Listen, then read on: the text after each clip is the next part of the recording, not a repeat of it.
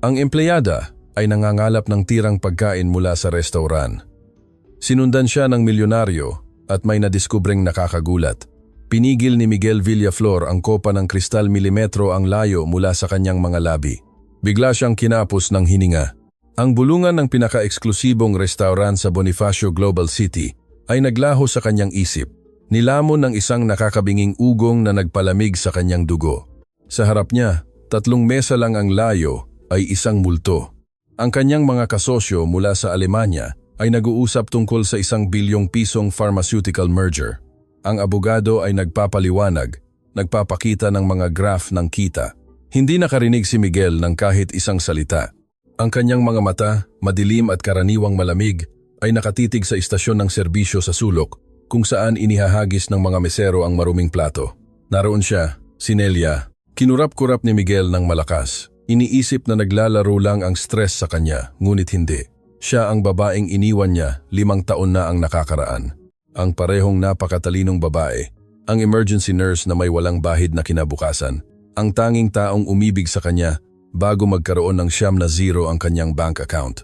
Ngunit ang babaeng nakikita niya ngayon ay hindi katulad ng alaala na bumabagabag sa kanyang mga gabing walang tulog. Suot niya ang isang navy blue na uniformeng medikal, lubhang kupas at deskolorido sa dami ng paglalaba. Sa ibabaw ng uniforme, isang itim na apron ng restaurant, punong-puno ng grasa at sarsa. Ang kanyang buhok ay nakapusod ng padalos-dalos. Ang kanyang mga kamay, na dating malambot at tumpak sa paggamot ng sugat, ay nababalutan ngayon ng makakapal na dilaw na guwantes na goma. Basag-basag na sa gamit, nakaramdam si Miguel ng pisikal na suntok sa tiyan. Pinanood niya itong gumalaw ng mabilis at kinakabahan, halos paranoid. Hindi naglilinis ng mesa si Nelia, nagnanakaw siya ng may kalkuladong galaw upang maiwasan siyang makita ng manager ng restaurant. Kinakalap ni Nelia ang mga tira-tirang pagkain mula sa pinong plato. Mga piraso ng salmon na kalahating nakain, buong tinapay, mga labi ng risotto. Lahat ay mabilis na napupunta sa mga malinaw na plastic bag na itinago niya sa isang balde ng paglilinis sa ilalim ng istasyon. Ginoong Villaflor, sumasang-ayon ba kayo sa exclusivity clause? Tanong ng abogado, na pumutol sa kanyang pagka-trans. Hindi sumagot si Miguel, hindi niya inalis ang kanyang tingin. Nakita niya kung paano dumaan ang isang mesero na may malinis na suit sa tabi ni Nelia at aksidenteng itinulak ito ng kanyang balikat. Umalis ka sa daan, basura, sigaw ng mesero, naiinis na kailangan niyang umiwas sa empleyada sa paglilinis. Kung makita ka ng manager na nangangalap sa mga tira-tirang pagkain ulit, sisipain ka niya palabas ngayon din. Ang magnate, na sanay sa pagsira ng mga kalaban na kumpanya sa isang tawag lang, ay nakaramdam na parang kinakapos siya ng hininga. Inasahan niya na tatayo si Nelia na ipapakita ang nag-aalab na galit na laging nagpapakilala sa kanya. Inasahan niya na sisigawan siya na ipagtatanggol ang sarili ngunit hindi niya ginawa. Yumuko si Nelia. Ang kanyang mga balikat ay umurong ng sumusuko, talunan. Bumulong siya ng paumanhin na hindi marinig. Mahigpit niyang hinawakan ang plastic bag na puno ng tira-tirang pagkain at nagpatuloy sa paglilinis ng mesa gamit ang maruming basahan. Ang larawang iyon ay bumali sa isang bagay sa loob ni Miguel. Ang pagkakasala na inilibing niya sa ilalim ng mga patong ng tailored suits, armored cars at marble mansions ay biglang sumabog. Ginoong Villaflor, iginiit ng kasosyo niyang Aleman, nakitang-kitang naiinis sa kakulangan ng atensyon. Binitawan ni Miguel ang kopa ng kristal, tumama ito sa mesa, nagpatapon ng red wine sa bilyong pisong dokumento. Kumalat ang maitim na likido tulad ng dugo sa papel. Tapos na ang pagpupulong, sabi ni Miguel ng may boses na napakababa at magaspang na pinatahimik niya ang lahat sa mesa. Ano Miguel? Malapit na tayong lumagda. Sinubukan ng kanyang abogado na makialam habang nanlalaki ang mga mata. Biglang tumayo si Miguel. Ang mabigat na silya ng oak ay marahas na kumaluskos sa marmol na sahig na umakit ng tingin ng ilang miyembro ng elite ng Maynila. Wala siyang pakialam. Wala siyang pakialam sa bilyon-bilyong piso. Wala siyang pakialam sa merger. Humakbang siya patungo sa istasyon ng serbisyo. Kailangan niyang kausapin ito. Kailangan niyang maunawaan kung paano ang pinakamatalinong babae na kilala niya ay nauwi sa pagmamakaawa para sa mga mumo ng mayayaman.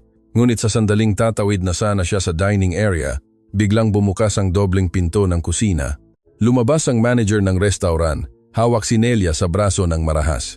Sinabihan na kita na ayokong makita ka sa dining area na suot ang maruming uniforme mo, sigaw ng manager ng may mahinang boses, ngunit puno ng lason.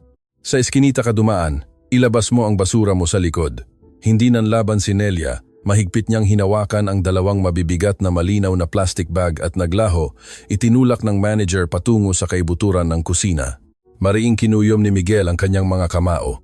Nakaramdam siya ng matinding pagnanais na pumunta sa kusina, hawakan ang manager sa leeg at bilhin ang pesteng restaurant para lang sipain ito palabas agad. Ngunit pinigilan niya ang sarili. Kung makita siya ni Nelia doon na nakasuot ng ilang bilyong labing 500,000 Tom Ford suit, masyado itong magiging kahihiyan para sa kanya. Kailangan niya munang malaman ang totoo. Kailangan niyang malaman kung saan ito pupunta.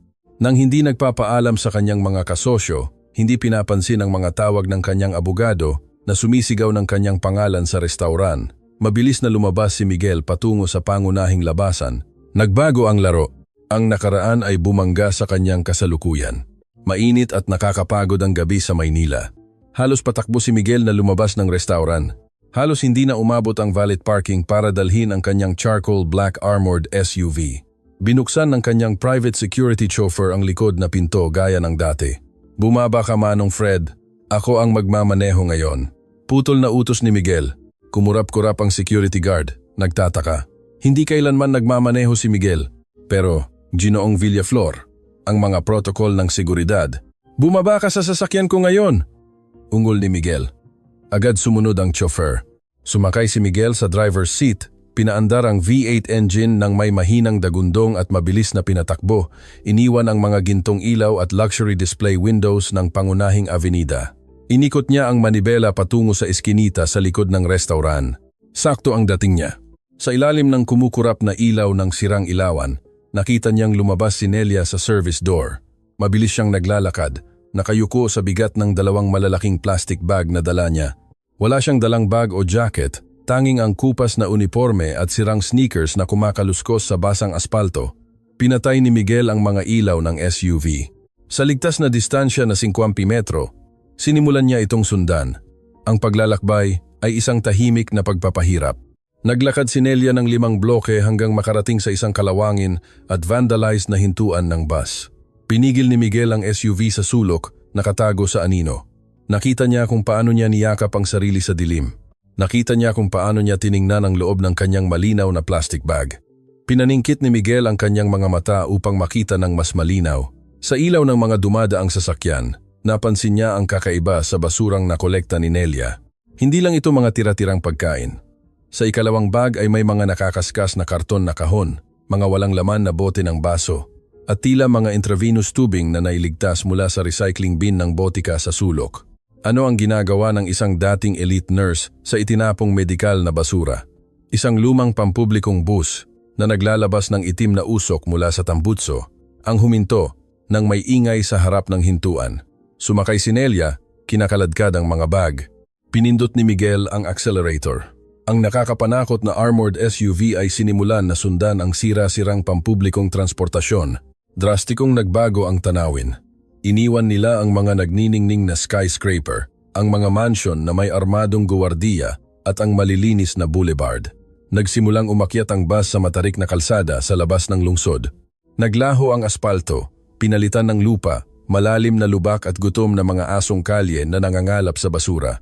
Nakaramdam si Miguel ng buhol sa lalamunan. Ang kaibahan ay brutal. Natutulog siya sa Egyptian silk sheets. Ang babaeng isinumpa niyang protektahan ay naglalakbay sa gabi patungo sa ganap na kahirapan. Huminto ang bus sa pinakamataas at pinakamadilim na bahagi ng komunidad. Isang labirint ng mga bahay na hindi pa tapos na nakasalansan sa gilid ng burol. Ang mga pader ay gawa sa basag na ladrilyo, nakalantad at walang pintura. Ang mga bubong, simpleng kalawangin na yero na sinusuporta. Pinatay niya ang makina, inalis ang lock ng pinto. Alam niyang sinisira niya ang lahat ng patakaran sa seguridad. Ang isang lalaki na may Patek Philippe na relo sa pulso na naglalakad mag-isa sa kapitbahayan na iyon sa hating gabi ay isang gumagalaw na target. Ngunit ang takot ay wala sa kanyang isip sa sandaling iyon. Ang tanging naroon ay ang matinding pagnanais na malaman kung ano ang nangyari kay Nelia. Bumaba siya ng sasakyan. Apak ang basang putik ng kanyang mga Italian shoe. Tahimik niyang isinara ang pinto at sinimulan siyang sundan ng naglalakad. Pinananatili ang distansya, dumidikit sa mga anino ng mga dingding na hindi patapos. Ang amoy ng halumigmig, sunog na kahoy at imburnal ay bumaha sa hangin. Mabigat ang paghinga ni Miguel. Nakita niya ang silweta ni Nelia na nahihirapang maglakad sa matarik na kalsada, humihinto paminsan-minsan para makabawi ng hininga. Nanginginig ang kanyang mga tuhod sa bigat ng mga bag, ngunit hindi siya humihinto. May matinding pagmamadali sa kanyang mga hakbang, isang matinding determinasyon. Sa wakas, huminto si Nelia sa harap ng pinakamahigpit na bahay sa buong bloke. Ito ay isang maliit na istruktura na halos lumubog sa lupa. Ang pinto ay hindi hihigit sa isang yero na may yupi. Sinigurado ng isang manipis na kadena, isang mainit, madilaw at napakaliit na ilaw ang sumilip sa mga siwang ng pinto. Nagtago si Miguel sa likod ng isang konkretong pader. 10 metro lang ang layo, ang kanyang puso ay kumakabog, nang malakas na sumasakit ang kanyang dibdib. Pinanood niya si Nelia na inilapag ang mga bag sa lupa. Mabilis niyang tinanggal ang kanyang dilaw na guwantes, isinuksok ang kalawangin na susi sa kandado at itinulak ang mabigat na pinto ng metal. Dahan-dahang bumukas ang pinto na umaalingaw-ngaw. Pinigil ni Miguel ang kanyang hininga. Lalabas na sana siya sa kanyang pinagtataguan. Sisigawin na sana ang pangalan nito. Maglalabas siya ng tseke, gagawin ang lahat ng makakaya niya para ilabas ito sa impyernong iyon. Agad siyang humakbang pasulong, binuksan ang kanyang bibig para magsalita, ngunit bigla siyang napatigil. Ang mainit na ilaw mula sa loob ng bahay ay bumalot sa mukha ni Nelia, nagpakita ng isang biglaang ngiti. Isang ngiti na puno ng purong at desperadong pag-ibig na nagpawi ng lahat ng pagod sa kanyang mukha. "Nandito na ako, mahal," bulong ni Nelia. Ang boses ay nabasag ngunit matamis.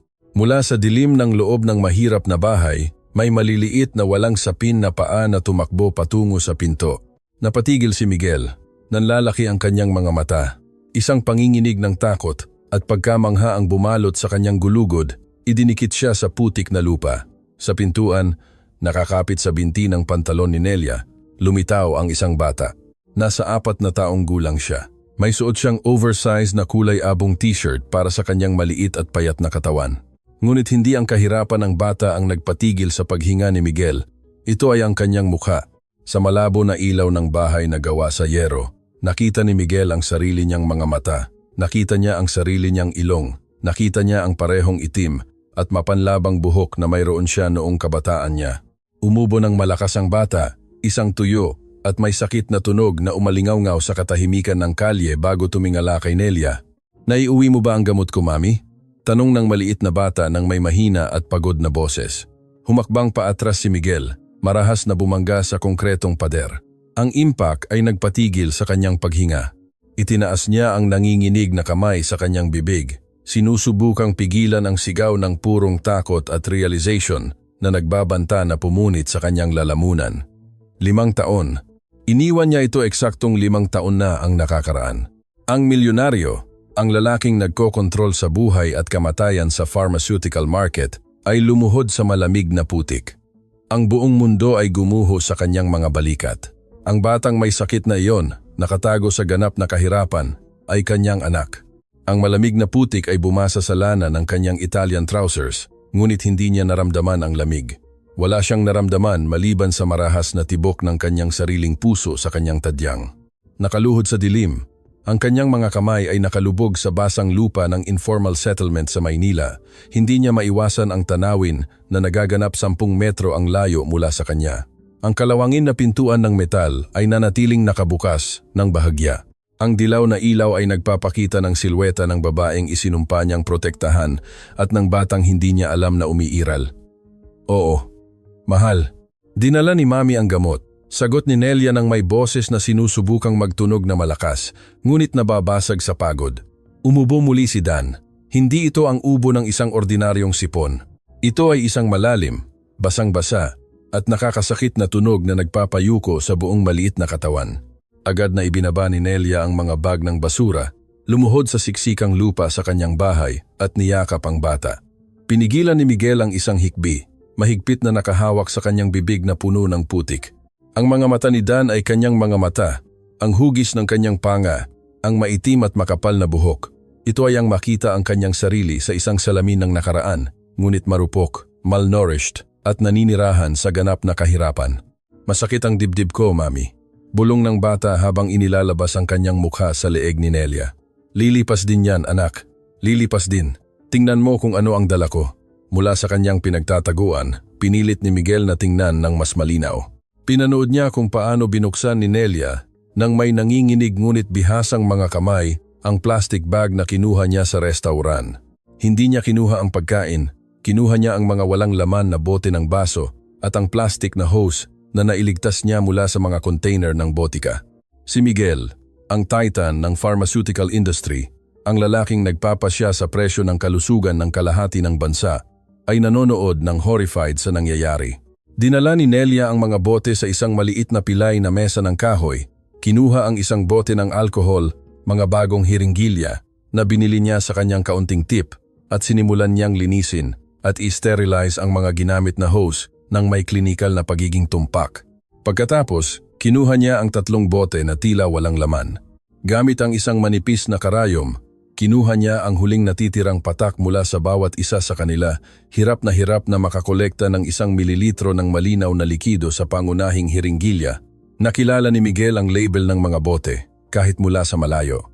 Ito ay Pulmocalm B, isang makabagong pediatric medicine para sa matinding respiratory conditions, isang gamot na ginawa ng kanyang sariling kumpanya, isang gamot na siya mismo ang nagpatong ng presyo ng 3 beses noong nakaraang taon upang i-maximize ang kita bago ang German merger. Isang treatment na nagkakahalaga ng higit sa 50,000 kada buwan. Si Nelia, isang napakatalinong nurse na may karangalan, ay isinasapanganib ang kanyang kalayaan, nangangalap sa biological waste upang makuha ang mga labi ng mga itinapong ampul ng mayayaman para lang mapanatili ang buhay ng kanyang anak. Ang anak ni Miguel, "Halika, umupo ka rito, kampiyon," sabi niya, habang inihahanda ang isang improvised na homemade nebulizer na nakakonekta sa hiringgilya. Sumunod ang bata ng walang reklamo, sanay sa routine. Habang nagsisimulang umugong ang lumang makina, nagbobomba ng nailigtas na gamot patungo sa baga ni Dan. Bumagsak si Nelia sa dingding ng ladrilyo na walang pintura. Ipinikit niya ang kanyang mga mata at sa unang pagkakataon sa buong gabi ay bumuhos ang isang nag-iisang luha na dumausdos sa kanyang maruming pisngi. Gustong sumigaw ni Miguel, gustong tumayo, sipain ang yero na pintuan, ilabas ang kanyang checkbook at bilhin ang buong ospital ngayong gabi. Gusto niyang yakapin ang batang iyon at humingi ng tawad dito hanggang sa mawalan siya ng boses. Sumandal siya sa konkretong pader, handang lumabas sa anino, ngunit huminto siya. Ano ang sasabihin niya? "Nelia, paumanhin sa pag-iwan ko sa iyo para sa tagapagmana ng isang imperyo 5 taon na ang nakakaraan. Nang sabihin mo sa akin na kailangan mong kausapin ako tungkol sa isang bagay na mahalaga." Sasabog siya sa kanyang bahay na nakasuot ng suit na mas mahal pa kaysa sa kinikita nito sa 5 taon ng paglilinis ng mesa. Tatalon siya o, mas malala pa, sisipain siya palabas. At may karapatan siya. Hindi! Umakbang paatras si Miguel patungo sa dilim. Dahan-dahang sumara ang pintuan ng metal mula sa loob nang may metalikong pag-alingaw-ngaw, pinutol ang sinag ng ilaw at iniwan siya mag-isa sa malamig at basang-basa na dilim ng kalye. Kailangan niyang kumilos, ngunit kailangan niya itong gawin ng may katalinuhan. Ang kahirapan ni Nelia ay walang kabuluhan. Siya ang pinakamahusay na nurse sa kanyang henerasyon. Siya ay hinahangad sa pinakamahusay na pribadong ospital. Ang paglilinis ng mga tira-tirang pagkain sa isang restauran ay hindi lamang bunga ng malas, ito ay isang imposibilidad sa istatistika. May sumira sa kanya at aalamin ni Miguel kung sino. Naglakad siya pabalik sa kanyang armored SUV. Ang kanyang mga Italian shoe ay sira-sira. Ang kanyang suit ay puno ng putik, ngunit ang kanyang isip ay gumagana ng may nakakamatay na bilis. Pinaandar niya ang V8 engine. Ang dagundong nito ay pumutol sa katahimikan ng madaling araw. Kinuha niya ang kanyang satellite phone mula sa compartment at nagdial ng isang naka-encrypt na numero. 2 beses itong tumunog. "Sabihin ninyo, Ginoong Villaflor." Ang boses sa kabilang linya ay magaspang, propesyonal at walang bakas ng pagtulog sa kabila ng 3:00 ng madaling araw. "Santiago, gusto ko ang lahat, talagang lahat." "Tungkol saan, Ginoo?" "Nelia Santos, dating nurse sa St. Luke's Medical Center. Gusto kong malaman kung nasaan siya sa nakalipas na 5 taon, kung saan siya nagtrabaho, sino ang nag-hire sa kanya, sino ang nagpatalsik sa kanya, ang kanyang mga bank account ang kanyang medical records. Gusto kong malaman kung sino ang nagtitinda ng tinapay sa kanya at kung sino ang naniningil ng kanyang tubig. Gusto ko itong nasa desk ko sa alas 7 ng umaga. At Santiago, opo, Gino, kung malalaman mong may nanakit sa kanya, gusto ko ang pangalan ng taong iyon sa pulang letra. Ang sikat ng araw sa Maynila ay tumama sa malalaking bintana ng kristal ng Villaflor Corporate Tower, ngunit ang pangunahing opisina sa ika-40 palapag ay nasa matinding lamig. Hindi natulog si Miguel ng kahit isang segundo. Nakatayo siya sa harap ng bintana, tinitingnan ang syudad sa kanyang paanan, suot pa rin ang parehong suit na puno ng putik mula kagabi. Bumukas ang pintuan ng kahoy na kaoba sa kanyang likuran nang walang kumakatok. Si Santiago, isang dating military intelligence na ngayon ay nagtatrabaho bilang pinakamabangis na private investigator ng elite ng Pilipinas, ay pumasok sa opisina. May dala siyang itim na matigas na leather briefcase. Hindi siya nagtanong tungkol sa gusot na hitsura ng kanyang amo. Naglakad lang siya patungo sa tempered glass desk at inilapag ang isang makapal na folder. Ang tunog ay umalingaw-ngaw tulad ng putok sa katahimikan ng opisina. Mahirap hukayin, Ginoong Villaflor, sabi ni Santiago habang ipinag-cruise ang kanyang mga braso. Maraming naghirap para burahin ang babaeng ito sa mapa.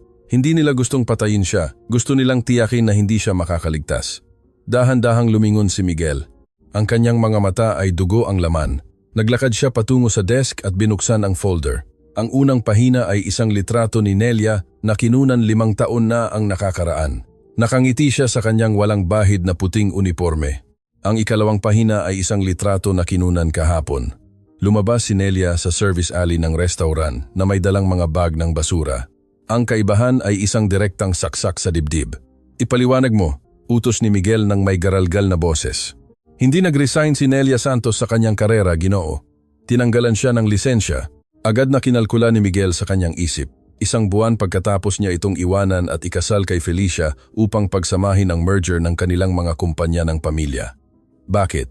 Sigaw niya habang binubuklat ang mga pahina na puno ng judicial stamps at notarized documents. Siya ay inakusahan ng matinding medical negligence at pagnanakaw ng narcotics sa loob ng St. Luke's Medical Center. Ang mga akusasyon ay brutal. Ayon sa ekspediente, nagnakaw siya ng morphine at napakamahal na pediatric medicines mula sa inventaryo upang ibenta sa black market. Binago niya ang mga record, inilagay sa panganib ang buhay ng mga pasyente. Mariing inuntog ni Miguel ang kanyang kamao sa kristal ng desk nang napakalakas na umalingaw-ngaw ang istruktura. Kasindungalingan yan. Dagundong niya, isinuka ang mga salita ng may di makontrol na galit. Hinding-hindi gagawin ni Nelia yan. Ang propesyon niya, ang buhay niya. Mas gugustuhin pa niyang mamatay sa gutom kaysa nakawin ang tableta ng isang pasyente. Ito ay isang setup, Ginoo. Alam ko yan, Ginoo, tugon ni Santiago nang may malamig na klinikal na tono nang hindi natinag sa pagsabog ng galit. Alam din iyon ng medical board, kakulangan sa matibay na ebidensya. Ibabasura na sana nila ang kaso. Ngunit may nagpakialam. Napatigil si Miguel. Isang patak ng malamig na pawis ang dumausdos sa kanyang batok. Tumayo siya at tiningnan ang investigator. Sino? Inabot ni Santiago ang kanyang kamay, kumuha ng dokumento mula sa ilalim ng folder at ipinadulas ito sa desk. Ito ay isang international bank transfer para sa ari 3 milyon na nakadirekta sa personal na account ng direktor ng St. Luke's Medical Center na may petsa ng parehong araw na tuluyang inalis ang medical license ni Nelia. Ang nagpadala ng pera ay malinaw na nakalimbag sa header ng bangko, Fideicomiso Familiar de la Cruz. Naglaho ang hangin sa baga ni Miguel. Nagsimulang umikot ang mundo sa paligid niya. De la Cruz, ang apelyido ng kanyang asawa noong dalaga pa, si Felicia. Ang inyong kasalukuyang asawa, si Ginang Felicia de la Cruz Villaflor, ang namamahala sa trust na iyon noong panahong iyon. Patuloy ni Santiago na parang binabasa lang ang taya ng panahon. Ngunit hindi lang iyan. Sinubukan ni Ginang Santos na maghanap ng trabaho sa mga pampublikong ospital, maliliit na klinika, maging sa mga botika sa kapitbahayan. Tuwing makakakuha siya ng interview, nagpapadala ang law firm ng Pamilya de la Cruz ng liham na nagbabanta ng multimilyong kaso para sa pagtatago ng isang kriminal sa sinumang klinikang mangahas na kunin siya. Bumagsak si Miguel sa kanyang silya ng leather. Ang ulat ay isang warrant of execution. Hindi lang siya sinipa ni Felicia. Sistematiko niya itong hinabol. Binaharangan ang bawat pinto, isinara ang bawat oportunidad. Sinakal siya hanggang ang tanging opsyon na natira sa isa sa pinakamahusay na nurse sa bansa ay ang mangalap ng basura sa isang restauran para hindi mamatay sa gutom. Bakit? Bulong ni Miguel, nakaramdam ng paninikip sa lalamunan. Bakit ganoon ang galit? Nanalo na si Felicia. Pinakasalan ko na siya. Nagkaisa na ang pesting pharmaceutical empire. Hindi kami hinanap ni Nelia. Bakit siya guguluhin ng ganito? Natahimik sandali si Santiago. Ang ekspresyon ng kanyang mukha, na karaniwang bato, ay nagpakita ng kislap ng tunay na pagkaawa. Ibinuklat niya ang huling pahina ng ulat. Ito ay isang emergency medical record mula sa isang maliit na peripheral clinic na may petsang 4 at kalahating taon na ang nakakaraan. Isang birth certificate. Dahil hindi nag-iisa si Ginang Santos nang iwanan ninyo siya, Ginoong Villaflor, sabi ni Santiago, ng napakahinang boses. Nadiskubre ni Ginang Felicia ang tila hindi ninyo nalalaman. Buntis si Nelia Santos at hinding-hindi papayag ang pamilya de la Cruz na ilagay sa panganib ng isang bastardo ang mana at ganap na kontrol ng pharmaceutical monopoly na itinatayo nila, kasama kayo. Ang katahimikan sa fartupalapag ay ganap, nakakabingi. Kinuha ni Miguel ang birth certificate ng may nanginginig na mga kamay. Nakalimbag doon sa itim na tinta, pangalan ng bagong silang, Dan Santos. Ang section kung saan dapat ilagay ang pangalan ng ama ay masakit na blanco. Ipinikit ni Miguel ang kanyang mga mata at ang larawan ni Dan na umuubo sa dilim sa isang bahay na may lupa na sahig gamit ang isang improvised na nebulizer mula sa mga tira-tirang medikal na basura ay tumama sa kanya ng may lakas ng isang tren ng kargamento. Ang kanyang anak, ang lehitimong tagapagmana ng lahat ng imperyo ng kristal at bakal kung saan siya nakaupo. Alam ng kanyang asawa, pinondohan ng kanyang asawa ang kahirapan ng babaeng minamahal niya upang ilibing ng buhay ang kanyang sariling anak. Ibinukas ni Miguel ang kanyang mga mata. Ang nakaparalyze na pagkakasala na bumalot sa kanya sa madaling araw ay tuluyang naglaho. Sa halip, isang madilim na apoy, isang mapanira at kalkuladong galit ang bumalot sa bawat selula ng kanyang katawan. Tumayo siya, nagbago ang kanyang tindig. Hindi na siya ang talunang negosyante. Siya ay isang maninila na malapit nang sirain ang kanyang sariling imperyo. Santiago, sabi ni Miguel nang may boses na napakalamig na kayang palamigin ang impyerno. Ginoo, kanselahin mo lahat ng meeting ko. I-freeze ang aking personal bank accounts na shared kay Felicia. I-block ang access niya sa credit cards at alisin ang pangalan niya sa mga ari-arian agad. Ginoo, magbubunsod iyan ng legal na giyera sa pamilya de la Cruz ngayon mismo. Babagsak ang mga shares ng kumpanya. Hayaan mong bumagsak, sentensya ni Miguel, habang mahinahon na isinusukbit ang kanyang putol-putol na jacket. Gusto kong makita ang pamilyang iyan sa kalye bago maghating gabi. Susunugin ko ang kumpanyang ito hanggang sa pundasyon kung kinakailangan. Kinuha ni Miguel ang mga susi ng kanyang SUV mula sa desk at naglakad ng may matatag na hakbang patungo sa pintuan. Saan kayo pupunta, Ginoo? Tanong ni Santiago. Huminto si Miguel sa frame ng pinto. Ang kanyang mga mata ay nagniningning ng may matinding at mapanganib na determinasyon. Hahanapin ko ang manager ng restaurant at pagkatapos ay babawiin ko ang aking pamilya.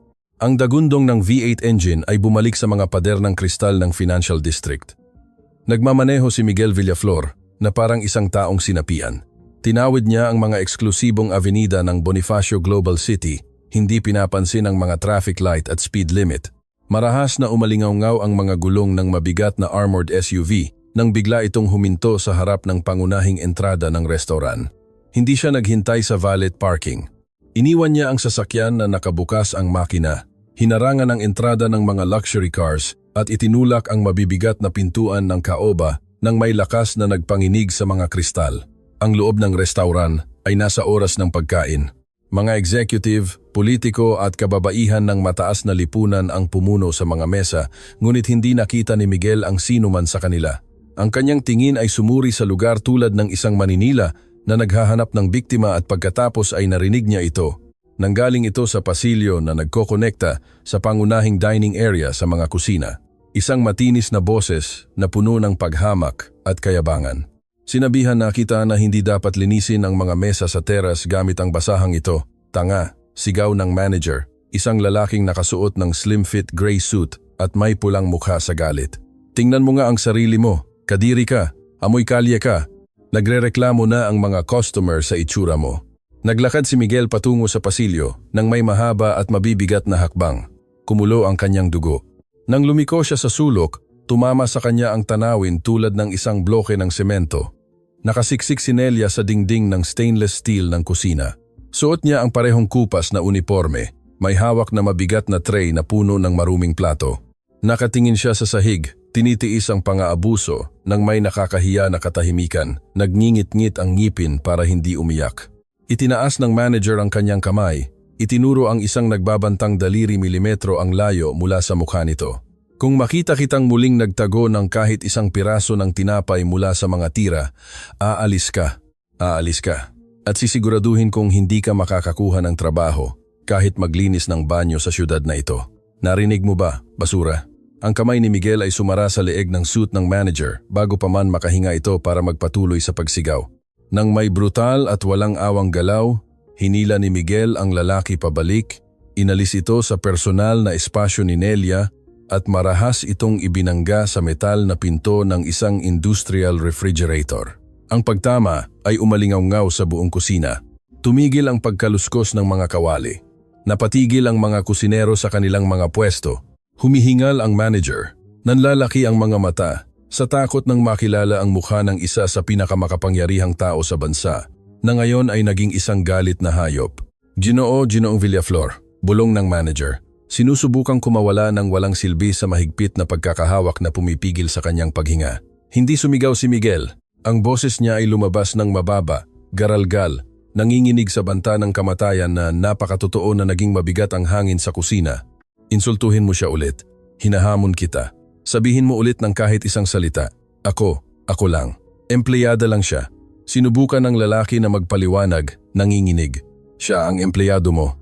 Putol ni Miguel, hinigpitan ang pagkakahawak hanggang magsimulang maging lila ang mukha ng manager. Kakabili ko lang ng buong gusali, kasama ang pesting restaurant na ito. Mayroon kang eksaktong 3 minuto para umalis sa aking ari-arian bago ko tawagin ang security team ko at kaladkarin ka palabas sa eskinita ng basura.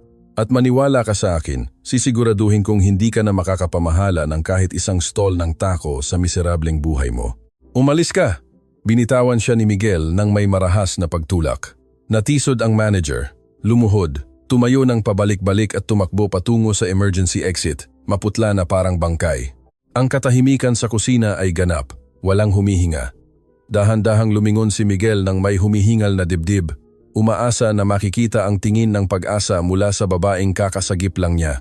Ngunit hindi siya tiningnan ni Nelia nang may pasasalamat. Ang tray ng maruming plato ay nahulog sa sahig, basag ang porselana sa 1,000 piraso. Tinitigan siya ni Nelia nang nanlalaki ang mga mata, ngunit walang pagtataka sa mga ito, tanging purong, primitibo at visceral na takot. Umakbang siya paatras, inapakan ng mga basag na kristal nang walang pakialam. Mabilis ang kanyang paghinga. Erratic. Nelia, bulong ni Miguel. Humakbang patungo sa kanya. Nag-abot ng nanginginig na kamay. Ang lahat ng kapangyarihan at galit na ipinakita niya kanina ay tuluyang naglaho. Nelia, pakiusap. Hindi ito ang tanging lumabas sa kanyang mga labi. Isang pagtanggi na puno ng takot. Lumiko siya at tumakbo. Itinulak niya ang mabibigat na dobleng pinto ng service exit at tumakbo patungo sa eskinita sa likod. Nelia, hintay! Sigaw ni Miguel habang tumatakbo sa likod nito. Ang walang awa na sikat ng araw ng hapon ay tumama sa aspalto ng eskinita, binabaha ang hangin ng amoy ng basura at halumigmig. Lumabas si Miguel sa nakakasilaw na ilaw at nakita niya itong ilang metro ang layo, desperadong sinusubukang buksan ang kalawangin na kandado ng kanyang lumang bisikleta. Naabutan siya ni Miguel sa 3 hakbang. Dahan-dahan niyang hinawakan ang braso nito, takot na masira siya. Bitawan mo ako! Sigaw ni Nelia nang may nakakasira ng puso na lakas. Lumiko siya nang may galit ng isang naipit na leon at itinulak siya sa dibdib gamit ang parehong kamay, gamit ang lahat ng lakas na natitira sa kanya. Natisod si Miguel paatras, nagulat sa tindi ng kanyang reaksyon. Huwag mo akong hawakan.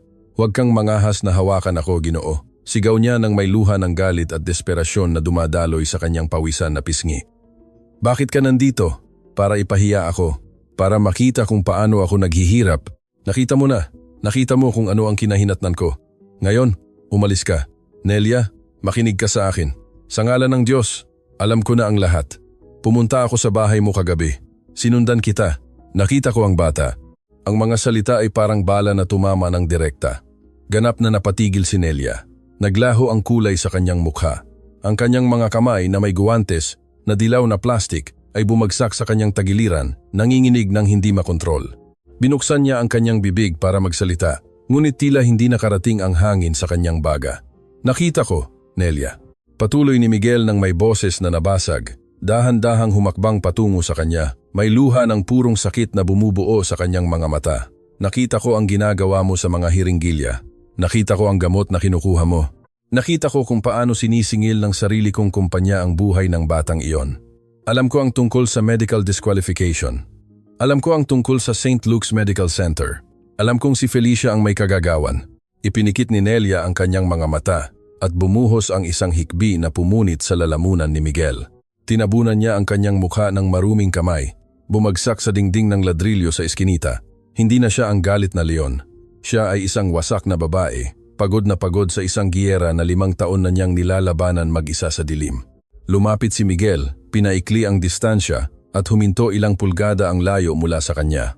Gusto niyang yakapin siya, gustong itago siya mula sa mundo, ngunit alam niyang wala siyang karapatan, hindi pagkatapos ng ginawa niya sa kanya. Patawarin mo ako, bulong ni Miguel. At sa unang pagkakataon sa buong buhay niya bilang matanda, ang lalaking nagkokontrol sa isang imperyo ay umiyak sa harap ng ibang tao. Oh, patawarin mo ako. Hindi ko alam. Sumpa man sa buhay ko, Nelia. Hindi ko alam na sinira ka niya. Hindi ko alam na inalis ang lisensya mo. Dahan-dahang tumingala si Nelia. Ang kanyang mga mata na pula at namamaga ay tumingin sa kanya ng may malamig at malalim na galit na nagpalamig sa dugo ni Miguel. At ano ang silbi ng iyong pagpapatawad, Miguel? Dura niyang sinabi, ang boses ay puno ng lason. Hindi binibili ng iyong pagpapatawad ang gamot ng anak ko. Hindi inaalis ng iyong pagpapatawad ang kanyang lagnat. Hindi binubura ng iyong pagpapatawad ang mga gabing kinailangan kong matulog sa kalye. Takot na takot dahil hinahabol ako ng mga maton ng iyong asawa. Nakaramdam si Miguel na nawalan ng balanse ang mundo. Anong mga maton? Tanong niya. Nakaramdam ng pagkawala sa kanyang tiyan. Nelia, sabihin mo ang totoo. Ang batang iyon, ang batang nakita ko sa bahay na gawa sa yero. Si Dan. Ang katahimikan sa eskinita ay naging hindi matitiis, naputol lamang ng malayong ingay ng trapiko at ang putol-putol na paghinga nilang dalawa. Tiningnan siya ni Nelia sa mata. Ang kanyang dibdib ay mabilis na umaakyat baba. Oo, Miguel, sabi niya nang may kalinawan na pumupuno tulad ng isang kutsilyo. Sa iyo siya. Ang mga salita ay lumutang sa mainit na hangin ng eskinita, mabigat at definitibo, sa iyo siya. Umakbang paatras si Miguel nang nanginginig. Ang kumpirmasyon, sinabi mula sa sariling labi ng babaeng minamahal niya, ay isang mapanirang suntok. Bumigay ang kanyang mga tuhod sa isang segundo. Idinikit niya ang kanyang mga kamay sa kanyang ulo. Ipinasa ang kanyang mga daliri sa kanyang maitim na buhok. Hindi kayang iproseso ang tindi ng trahedya na nilikha ng kanyang sariling ambisyon. Isang anak. Mayroon siyang 4 na taong gulang na anak. Isang anak na nakatira sa isang bahay na gawa sa nakalantad na ladrilyo at bubong na yero na humihinga ng recycled na gamot mula sa biological waste habang natutulog siya sa isang 40 milyong mansion. Bakit hindi mo sinabi sa akin? Tanong ni Miguel ng may boses na nabasag, malapit sa desperasyon. Bakit hindi mo ako hinanap? Iniwan ko sana si Felicia. Kinansela ko sana ang fusion. Iiwan ko sana ang lahat, Ginoo. Lahat kung sinabi mo lang na buntis ka. Tumawa ng mapait si Nelia. Tuyo at walang anumang bakas ng humor. Gusto kong sabihin sa iyo. Tugon niya, itinutok ang kanyang mga mata sa kanya ng may nakakatakot na intensidad.